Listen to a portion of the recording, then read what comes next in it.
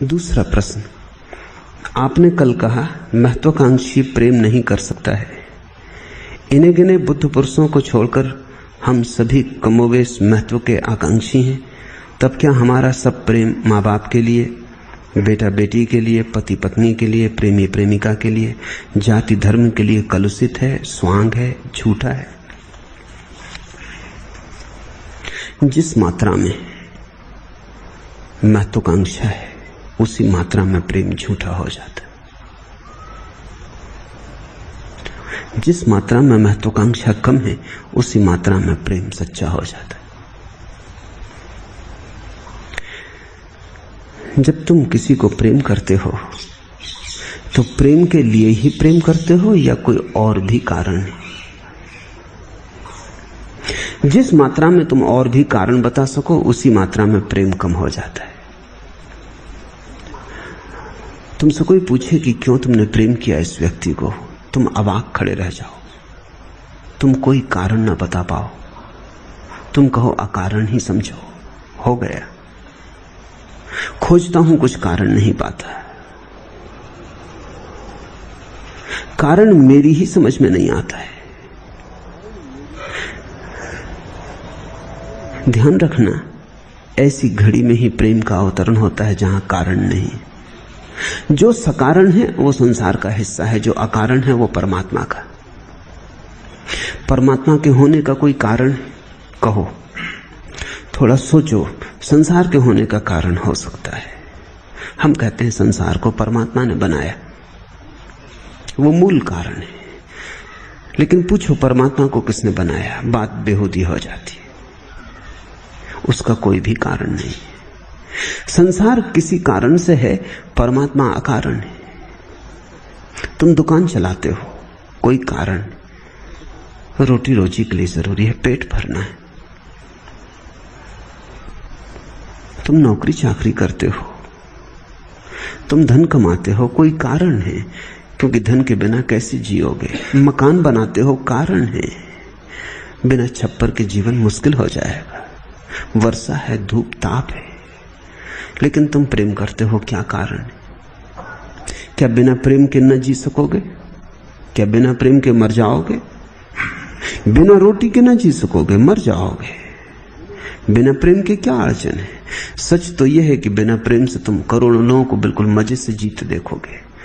प्रेम से शायद अड़चन भी आ जाए, प्रेम के अभाव से तो कोई अड़चन नहीं मालूम होती। धन के बिना ना जी सकोगे, प्रेम के बिना तो आदमी जी सकता है, जीता है। जिनको तुम जीवन में सफल देखते हो वे ही लोग हैं जो प्रेम के बिना जी रहे हैं। प्रेम और सफलता का जोड़ नहीं बनता, क्योंकि सफलता के लिए जितना कठोर होना पड़ता है, प्रेम उतने कठोर होने की सुविधा नहीं देता। प्रेम और धन का जोड़ नहीं बनता, क्योंकि धन के लिए जितनी हिंसा चाहिए उतनी प्रेम बर्दाश्त नहीं कर सकता। प्रेम और पद का संबंध नहीं बनता, क्योंकि पद के लिए जैसी विक्षिप्त दौड़ चाहिए और गला घोंट प्रतियोगिता चाहिए, वैसा प्रेम नहीं कर पाता। नानक के पिता बहुत परेशान थे, क्योंकि किसी काम धंधे में ना लगे, जहां लगाएं वहीं अड़चन आ जाए। कुछ पैसे लेकर दूसरे गांव से सामान लेने भेजा। चलते वक्त कहा कि लाभ का ध्यान रखना, धंधे तो लाभ के लिए किए जाते। नानक ने कहा बिल्कुल बेफिक्र हैं, लाभ का ध्यान रखूंगा। वो दूसरे गांव से सामान खरीद के आते थे, रास्ते में साधुओं की एक मंडली मिल गई। वो भूखे थे 3 दिन से, उन्होंने सबको खाना खिला दिया, कंबल बांट दिए, जो भी लाए थे वो सब बांट बूट के बड़े प्रसन्न और नाचते हुए घर आए। बाप ने देखा नाचते आ रहा है, जरूर कुछ गड़बड़ हो गई होगी, कोई दुकानदार कहीं नाचते घर आया है और सामान कुछ भी नहीं है, अकेले ही चला आ रहा है, इतनी मस्ती में है, कुछ ना कुछ गड़बड़ हुई है। पूछा कि क्या हुआ, लाभ का क्या हुआ? नानक ने कहा जैसा कहा था वैसा ही करके आया हूं, बड़ा लाभ अर्जित हुआ है। 3 दिन के भूखे साधु सन्यासी थे।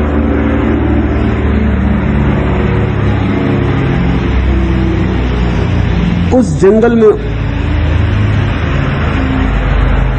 मेरा निकलना जैसे परमात्मा का ही भेजना हो गया। उनको कौन खिलाता, कौन उन्हें कंबल देता। बड़ा लाभ हुआ है, धन्य भागी हैं हम। उनके चेहरों पर आई तृप्ति उनके शरीरों पर डालकर कंबल आ गया हूं, और इससे ज्यादा क्या लाभ होगा। परम लाभ हुआ है। बाप ने सिर पीट लिया। नानक का लाभ कुछ और ही मालूम पड़ता है। ये कुछ ऐसा लाभ है जिसे लाभ कहना भी ठीक नहीं। बाप की समझ में नहीं आता कि कैसा लाभ है। कोई रास्ता न देखकर सूबेदार के घर नौकरी लगा दिया। नौकरी ये थी कि दिन भर तराजू से तौलते रहो सामान लोगों के लिए। बड़ी फौज फांटा था, सबको सामान देना। भंडारे पे बिठा दिया। पर 2-4 दिन में गड़बड़ हो गई। प्रेम जिसके जीवन में आ गया, संसार उसका गड़बड़ा ही जाता है। पैर डगमगा जाते हैं, पांव पड़े कितके किती, शराबी की तरह आदमी हो जाता। प्रेम की शराब। नानक 4थे या 5वें दिन नाप रहे थे। 13 का आंकड़ा आ गया। पंजाबी में 13 कहा 11, 12, 13 पे अटक गए। 13 कहते ही उसकी याद आ गई, तू 13। फिर आगे ना बढ़े, फिर 14 ना आया, फिर 15 ना आया। फिर वो डालते ही गए, तौलते गए और कहते गए 13। अब 13 के बाद कहीं कोई संख्या है? आखिरी संख्या आ गई, परमात्मा आ गया। अब उसके बाद और क्या आने को बचता है? उसके ना आगे कुछ है ना पीछे कुछ है। आखिरी घड़ी आ गई 13।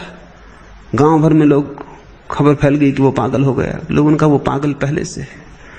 अब वो तौले जा रहा है, जो भी आ रहा है वो 13 दिए जा रहा है। अब वो कुछ पैसे में से भी नहीं लेता, क्योंकि जब 13, अब किससे क्या लेना।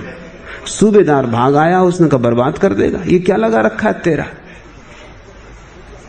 13 के बाद भी संख्या है, भूल गया। नानक ने तराजू वहीं रख दिया और कहा कि 13 के बाद कोई संख्या नहीं है। अब मैं जाता हूं। उसकी पुकार आ गई।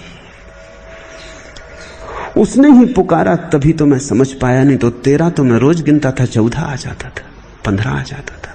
आज उसकी कृपा हो गई। अब सब उसी का है। ये अनाज धान संपत्ति मैं तुम सब उसके हैं। अब कुछ तौलूंगा ना। अब तो उसमें हाथ पड़ गया जिसको तौला ही नहीं जा सकता, इसलिए तो 13 पे रुक गया। अब ये प्रेम की दुनिया अलग ही दुनिया है, इसका कोई हिसाब किताब नहीं।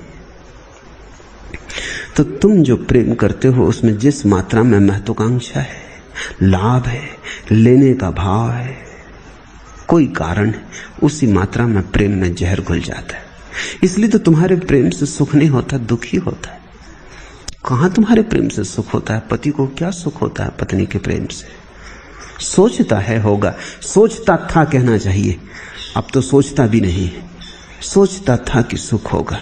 पत्नी ने भी सोचा था कि सुख होगा। उसी सोच में तो उलझे, उसी लोभ में तो पड़े, उसी मृग मरीचिका के पीछे तो चल पड़े।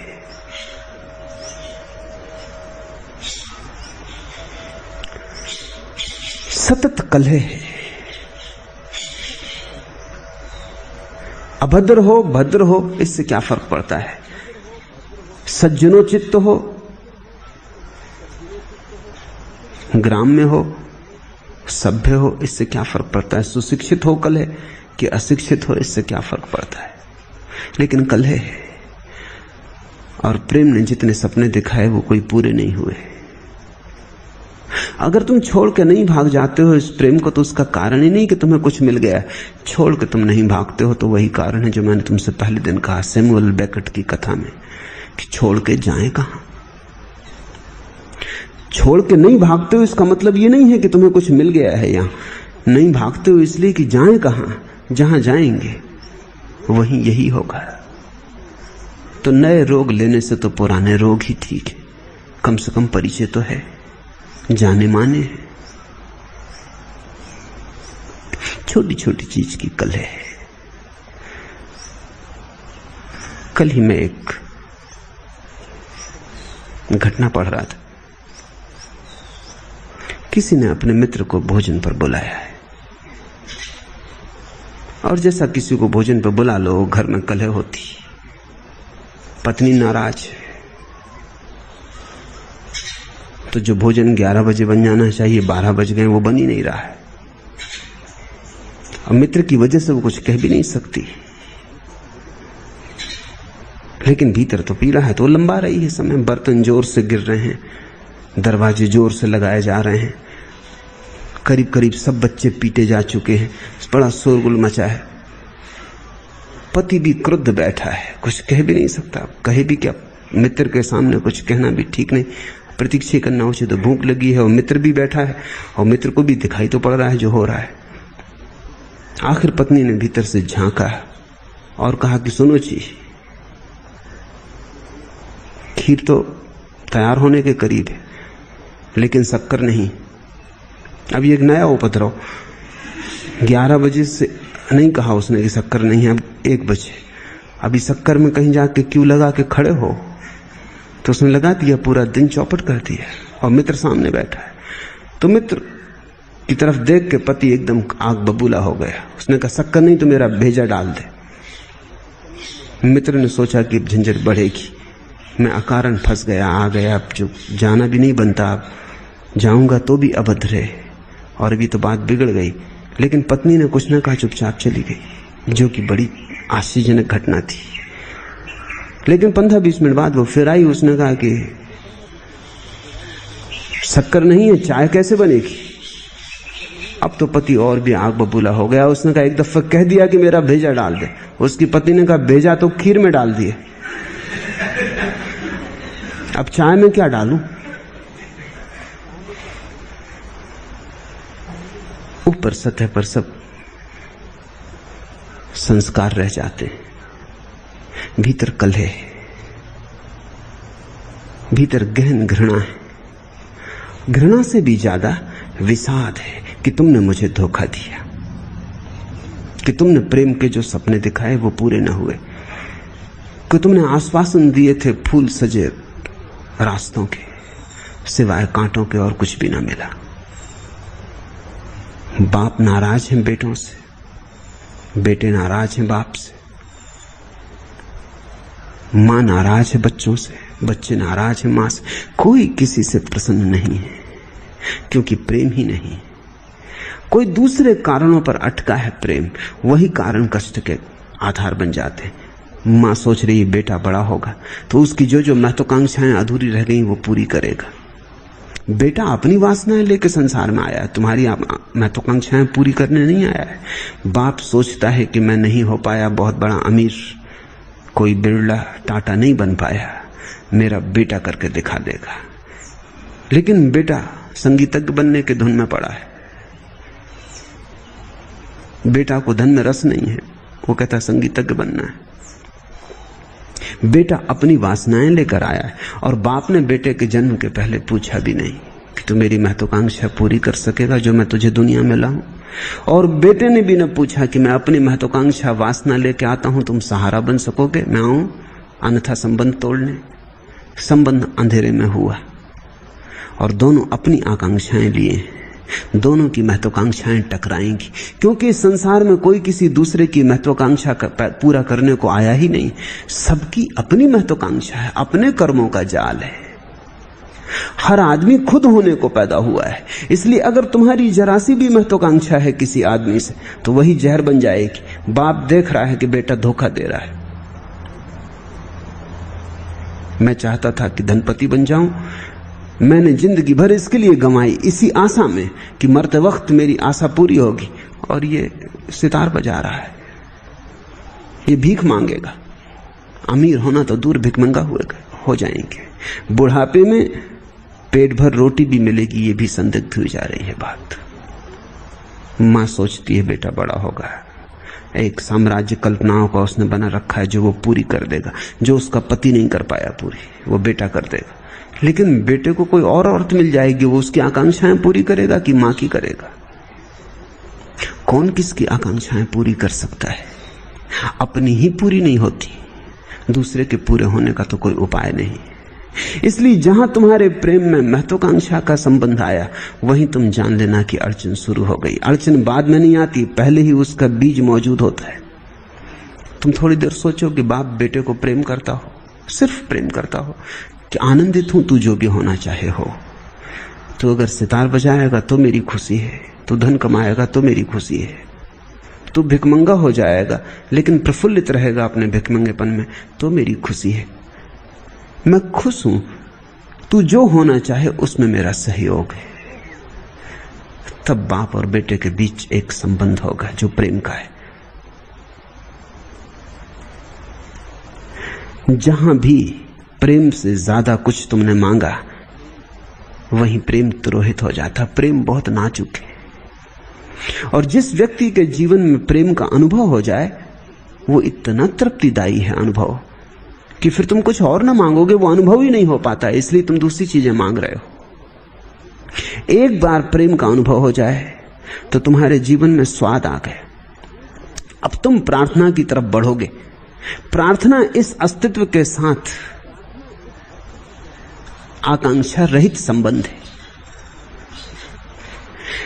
लेकिन तुम तो प्रार्थना करते हो, उसमें भी आकांक्षा होती है, उसमें भी तुम मांगते हो। तुम कहते हो परमात्मा ऐसा कर, अगर ऐसा करेगा तो प्रसाद चढ़ा देंगे, अगर ऐसा करेगा तो तीर्थ यात्रा कराएंगे।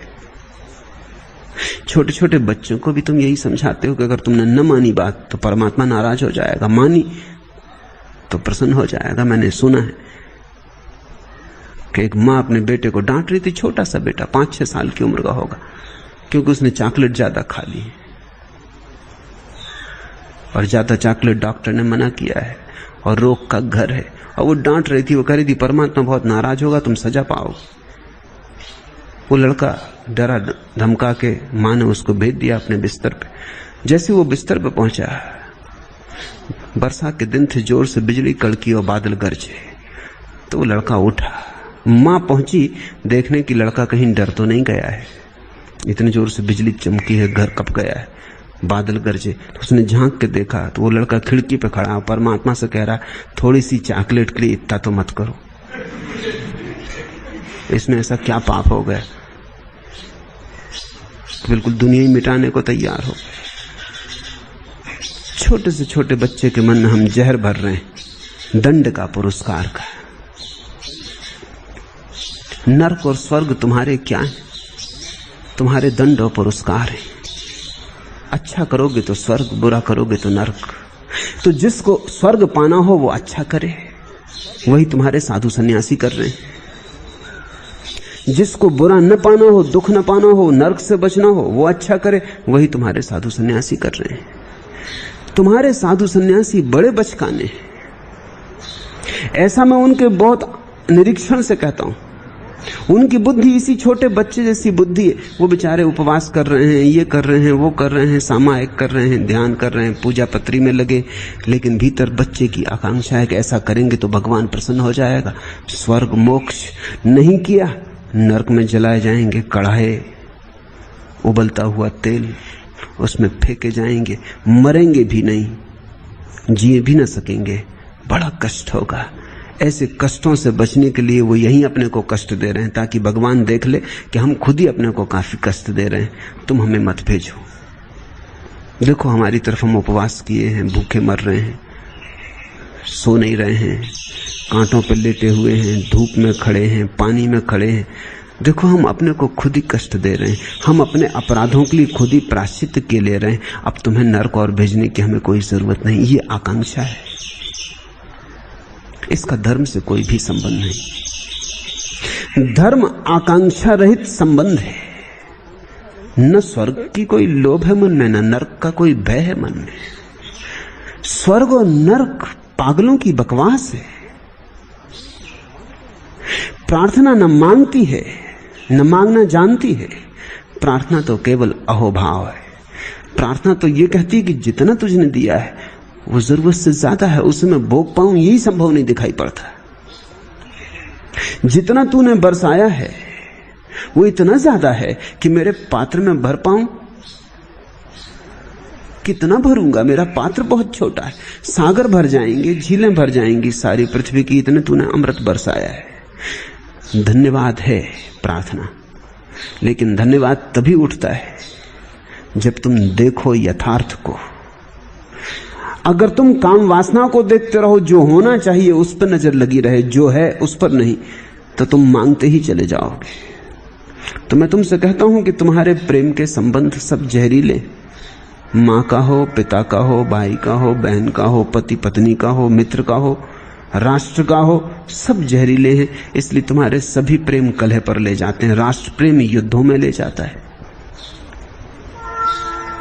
भाई भाई का प्रेम अदालतों में ले जाता है। तुम्हें पता है जब दो भाई लड़ते हैं ऐसा कोई भी नहीं लड़ता, दो दुश्मन भी इस बुरी तरह नहीं लड़ते जैसा दो भाई लड़ते हैं। पति पत्नी जिस तरह की सतत कलह में होते हैं, इस तरह की कलह में कोई भी नहीं होता। दुश्मन से भी इतनी झंझट नहीं चलती। झंझट के लिए भी 24 घंटे साथ तो कोई और है ही नहीं सिवाय पत्नी के। तुम्हारा प्रेम कैसा प्रेम है कि पृथ्वी नरक बन गई है तुम्हारे प्रेम के कारण। तुम मंदिर को प्रेम करते हो, मस्जिद जलती है और कुछ नहीं होता। तुम मस्जिद को प्रेम करते हो, मंदिर तोड़ा जाता है और कुछ नहीं होता। तुम भारत को प्रेम करते हो, पाकिस्तान को काटोगे। तुम पाकिस्तान को प्रेम करते हो, तुम भारत की हत्या करोगे। तुम्हारे प्रेम से कुछ और होता दिखाई नहीं पड़ता। तुम्हारा प्रेम जीवन को सजाने के काम तो नहीं आता, मिटाने के काम आता। इसे तुम ठीक से समझ लो। तुम जिसको कहते हो परिवार का प्रेम, अगर तुम गौर से देखोगे तो दूसरे परिवारों की घृणा है, वो परिवार का प्रेम नहीं है। तुम गलत शब्द का उपयोग कर रहे हो। तुम कहते हो परिवार का प्रेम, वो तुम्हारे दूसरे जो पड़ोसी हैं उनकी घृणा है। बस उनकी घृणा के कारण तुम सहमत हो गए हो। इसलिए कभी तुमने गौर किया? मेरे घर के सामने मेरे गांव में एक परिवार रहता जिनमें अक्सर झगड़ा हो जाता। बचपन से मैं उनको देखता रहा हूं और एक अनूठी बात मैंने उनमें अनुभव की, फिर मैंने सभी परिवारों में पाई। सूत्र मुझे वही मिला। उनमें अक्सर झगड़ा हो जाता। बड़े लठैत किस्म के लोग हैं। बाप बेटे को मारने लगता, बेटा बाप को मारने लगता। काफी बड़ा परिवार है और काका भाई भतीजे सब इकट्ठे हो जाते। सड़क गिर जाती, छोटी सड़क, रास्ता बंद हो जाता, तांगे ना निकल सकते, भारी मच जाता उपद्रव। लेकिन कभी भी अगर कोई दूसरा आदमी भीड़ में से बीच में आ जाए और कह दे कि बंद करो ये क्या झगड़ा, तो सब उस पर टूट पड़ते, उनका झगड़ा खत्म हो जाता। वो सब मिलकर उसकी पिटाई कर देते कि तुम हमारे बीच में बोले क्यों, ये तो हमारे भाई भाई का झगड़ा है, कि बाप बेटे का झगड़ा है। तब मैंने गौर से देखा कि सारे परिवार आपस में इकट्ठे हैं, वो प्रेम के कारण नहीं, वो दूसरे परिवारों की घृणा के कारण। तुम इकट्ठे हो क्योंकि तुम्हारे सबके सामान्य दुश्मन हैं, उनसे बचना है तो तुम्हें इकट्ठा होना पड़े। इसे तुमने गौर से अगर अध्ययन करोगे तो राष्ट्रों में भी दिखाई पड़ेगा। हिंदुस्तान पाकिस्तान का झगड़ा हो जाए, पूरा हिंदुस्तान इकट्ठा हो जाता। फिर गुजराती मराठी से नहीं लड़ता, फिर हिंदी गैर हिंदी से नहीं लड़ता, फिर झगड़ा एकदम बंद हो जाता है। क्योंकि अब झगड़ा पड़ोसी से हो रहा है, अब हम सब इकट्ठे। ये हमारे भाई भाई का झगड़ा था, अब दुश्मन सामने आ गया, अब हम बिल्कुल इकट्ठे। तो जब भी पाकिस्तान से झगड़ा हो, हिंदुस्तान इकट्ठा। तब तमिलनाडु में पंजाब में कोई झंझट नहीं, मैसूर में गुजरात में कोई झंझट नहीं, महाराष्ट्र में गुजरात में कोई झंझट नहीं, सब झगड़े बंद। हिंदुस्तानी तब सब इकट्ठे भाई भाई। जैसे ही पाकिस्तान का झगड़ा समाप्त हुआ, तुम्हारे भीतर के झगड़े शुरू हो जाते। तब छोटी छोटी बातों पे तुम लड़ोगे। नर्मदा का जल कि कोई जिला, किस रेखा कहां खींची जाए, तब तुम भूल जाते हो। तब गुजराती गुजराती, मराठी मराठी, तब दोनों दुश्मन।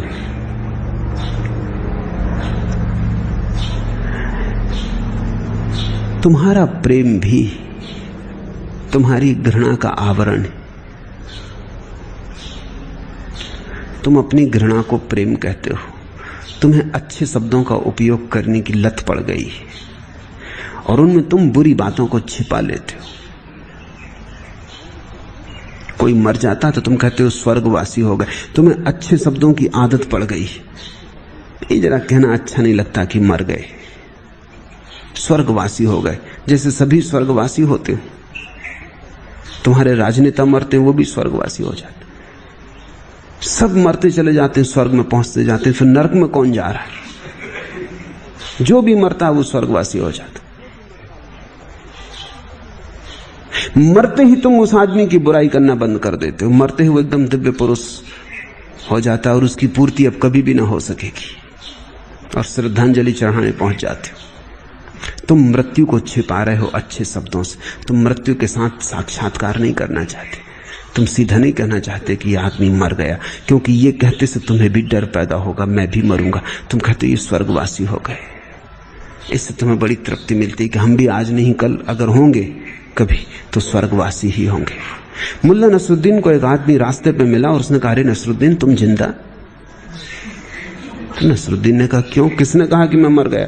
उसने कहा, किसी ने कहा नहीं, कल से गांव में मैं तुम्हारी प्रशंसा की बातें सुन रहा था तो मैंने सोचा मर गए होगे, क्योंकि जिंदा आदमी की तो कोई प्रशंसा करते ही नहीं। जहां गया वहीं तुम्हारी प्रशंसा सुनी तो मैंने समझा कि स्वर्गीय हो गए। ये तुम जानते हो, भली भांति जानते हो। एक आदमी मरा एक गांव में। उस गांव का रिवाज था कि जब भी कोई मर जाए तो इसके पहले कि दफन किया जाए गांव का कोई आदमी उठ के उसकी प्रशंसा में कुछ कहे। पर वो आदमी इतना बुरा था कि उसने पूरे गांव को सता रखा था। वो मर गया, गांव के लोग इकट्ठे भी हो गए दफनाने को, लेकिन कौन उसके संबंध में खड़े होकर दो शब्द कहे। बहुत सोचा, लोगों ने सिर पचाया। गांव में बड़े व्याख्यान करने वाले भी थे कि जिनसे लोग ऊब जाते थे, उन्होंने भी सिर पचाया, लेकिन कोई ऐसी बात ही न मिले कि इस आदमी के संबंध में कहो कि अच्छी थी ही नहीं। अब बड़ी देर होने लगी, क्योंकि वो दफनाया कैसे जाए, रीति रिवाज पूरा होना जरूरी है। ये हिस्सा है हमारे मौत को छिपाने का कि जब कोई मर जाए दो अच्छी बातें कहो। आखिर एक आदमी खड़ा हुआ, लोग बड़े चौंके कि क्या अच्छी बात कहेगा। उसने कहा कि ये सज्जन जो चल बसे स्वर्गवासी हो गए, इनके 5 भाई और हैं, उनके मुकाबले ये देवता तुल्य थे। वो जो 5 भाई अभी जिंदा हैं गांव में, उनके मुकाबले ये देवता तुल्य थे। तब उनको दफना दिया गया। किसी ने अच्छी बात कह दी। तुम मौत को ढांक लेते हो, तुम घृणा को प्रेम से ढांक लेते हो, तुम सब चीजों को अच्छे शब्दों से ढांकने में कुशल हो गए हो। इन शब्दों को उघाड़ो और चीजों की असलियत को देखो, क्योंकि असलियत को देखते ही जीवन में क्रांति शुरू हो जाती। अगर तुम घृणा को प्रेम से मत ढांको तो तुम ज्यादा दिन तक घृणा ना कर सको, क्योंकि घृणा सिर्फ दुख देती है। दूसरे को देती है ये तो ठीक ही है, तुम्हें देती है। इसके पहले कि तुम दूसरे को दुख दो, तुम्हें अपने को दुख देना पड़ता है। इसके पहले कि तुम किसी के जीवन को नष्ट करने में लगो, तुम्हें स्वयं नष्ट होना पड़ता है। इसके पहले कि तुम किसी के रास्ते पर कांटे बो, तुम्हारे हाथों में खुद कांटे चुभ जाते हैं। तुमसे लोगों ने दूसरी बात कही। तुमसे अब तक कहा गया है कि अगर तुम दूसरों के रास्तों पर कांटे बोओगे तो भविष्य में तुम्हें कांटों भरे रास्तों पे चलना पड़ेगा। मैं तुमसे भिन्न ही बात कहता हूं। मैं तुमसे कहता हूं, अगर तुम दूसरों के रास्ते पर कांटे बोओगे, तुम कांटों से पहले ही छिद चुके होगे। बात की बात नहीं करता, क्योंकि बाद में तो शायद बचने का उपाय भी मिल जाए। किसी को रिश्वत खिला दो, भगवान की पूजा कर लो, प्रार्थना कर लो। मैं तुमसे कहता हूं, अगर तुमने किसी को घृणा की तो तुम्हें भविष्य में फल नहीं मिलेगा। घृणा तुम्हारे दुख का ही फल है। तुमने दुख पहले ही भोग लिया। तुमने किसी को क्रोध किया, तुमने क्रोध में ही अपने को जला लिया, और तुमने क्रोध में ही अपने हृदय में घाव बना लिए। भविष्य की कोई जरूरत नहीं है। तो पुरानी कहावत है, जैसा तुम बोओगे वैसा तुम काटोगे। मुझे तुम आज्ञा दो कि मैं तुमसे ये कहूं, तुम जैसा बो रहे हो वैसा तुम काट चुके हो।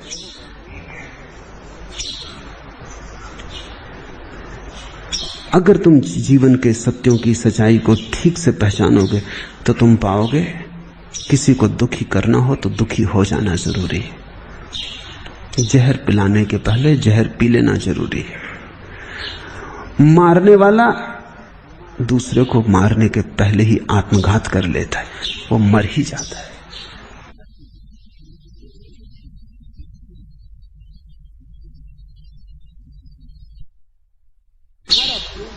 तो तुम्हारा प्रेम झूठा तो होना ही चाहिए, अन्यथा पृथ्वी स्वर्ग हो गई होती। वृक्ष उनके फलों से पहचाने जाते हैं।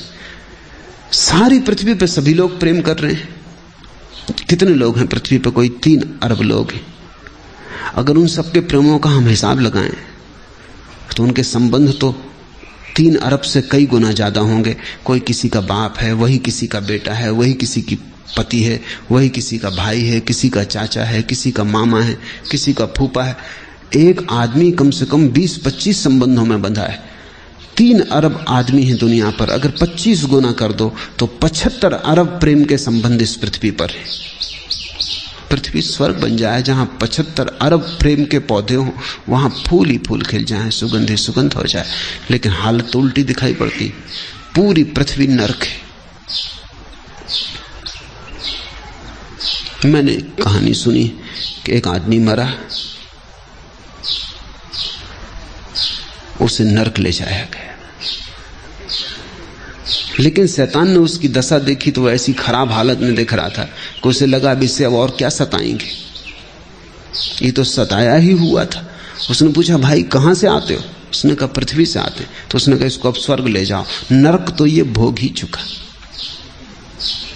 अब इसको नरक में डालने से क्या फायदा, मरे को क्या मारना, इसको स्वर्ग ले जाओ, थोड़ी शांति मिले, राहत मिले इसको। पुराने शास्त्रों में लिखा है कि पृथ्वी पर जो पाप करते हैं वो नरक चले जाते हैं। अब नया शास्त्र बनना चाहिए जिसमें लिखा जाना चाहिए नरकों में जो पाप करते हैं अब पृथ्वी पर आ जाते। अब पृथ्वी बहुत दुख से भरी है, लेकिन तुम्हें दिखाई नहीं पड़ता क्योंकि तुमने आंखों पर बड़े रंगीन चश्मे लगा रखे। घृणा को प्रेम के चश्मे से देखते हो, शत्रुता को राष्ट्र प्रेम के चश्मे से देखते हो, निषेध को तुम विधायक शब्दों की आड़ में छिपा देते हो।